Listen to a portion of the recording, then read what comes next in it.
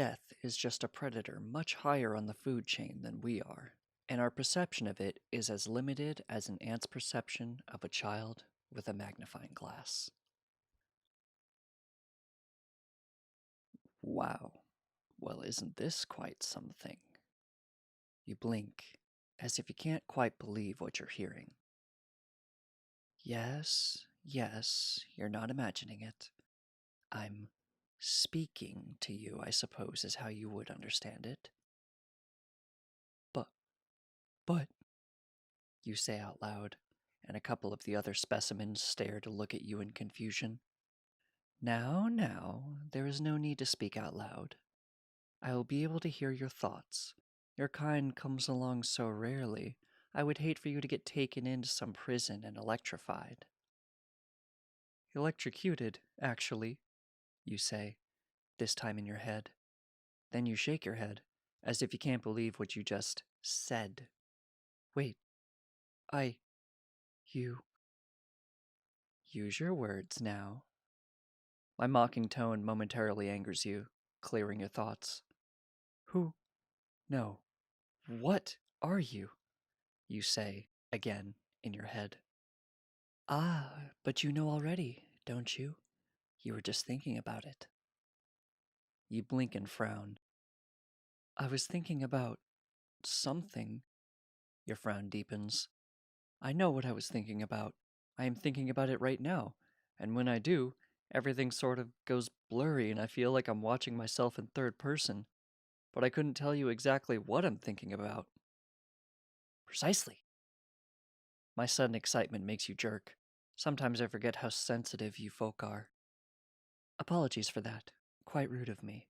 But regardless, what you're feeling, there is no way to describe it in your language. Your language is bound inherently by the 3 dimensions, by a limited scope, which is all most of your kind is capable of seeing. Limited scope? You retort. What sort of bullshit is that? You're angry, understandably.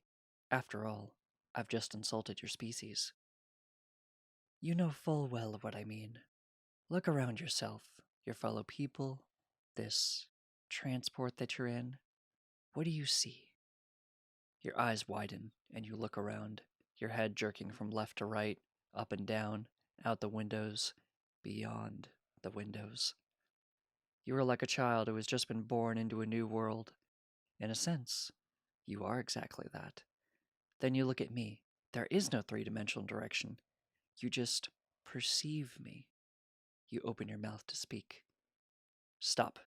You will just confuse yourself by speaking in that tongue of yours. You now know what I say to be true.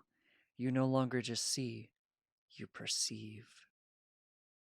But, you stammer, I'm no philosopher. I'm just a guy bored on my commute to work. I was just thinking pointlessly about stuff. Throughout history, there have been very few who've crossed the barriers you have, and in an objective sense, they are the most capable of your species. Yet not a single one makes it in your history books. To arrive at this thinking, you cannot be thinking with a purpose. The very nature of ascending to this thought is to stumble upon it. You give this a moment of thought, then nod, agreeing. Then your frown deepens. I know what you're about to ask. Yes, quite right. There really is no point to it all. And no, you will never be happy going back to your life. You do not protest. You are well past such silly things. You know it to be true. Instead, you set your jaw. I will undo it all then. Forget all of it. I just want my life back. Which is exactly what everyone else who's made the discovery has said, your species or otherwise. They all say the exact same thing within moments of first ascending.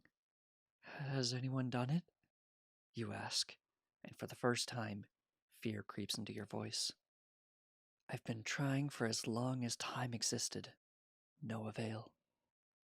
Then, again, like clockwork, I know what you're going to say. You'll kill yourself? You think I won't? You say, again that anger rising. It's funny how even after ascending, certain traits still remain common. Oh, you will try. We both know. But you know too that nothing will happen. You are now the same thing I am, death itself. You will wander like I do, like a handful of others do, throughout time and space, killing as needed, breeding as necessary, giving them the release you wish you could achieve. I believe your kind calls it artificial selection. At first, you're sickened, after effects of the old reality. But then you speak, and your voice is calm.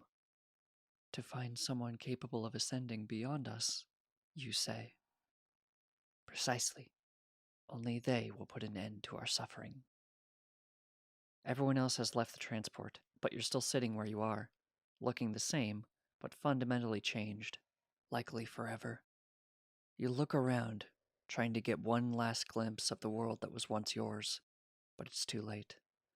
You can no longer see as it once was. For you, it is already gone. For what it's worth, I'm sorry.